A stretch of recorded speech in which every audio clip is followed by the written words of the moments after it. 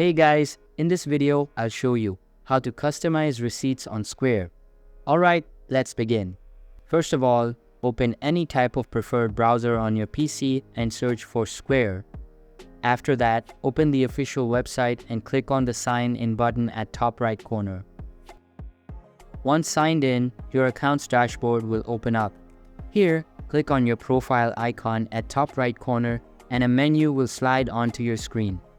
Inside this menu, click on Account Settings and all of your account settings will open up. Now you need to access the Business Information tab from the left pane and then select Receipts. Now your receipt's current design will be displayed.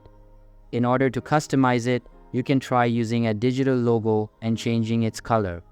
You can also scroll down and tweak other features, but it all depends upon you. So once you are done, click on the Save button at bottom right corner and you are good to go. So that's basically how you can customize receipts on Square. And that's it for this video. If you find this helpful, consider subscribing and giving this a big thumbs up. Thanks.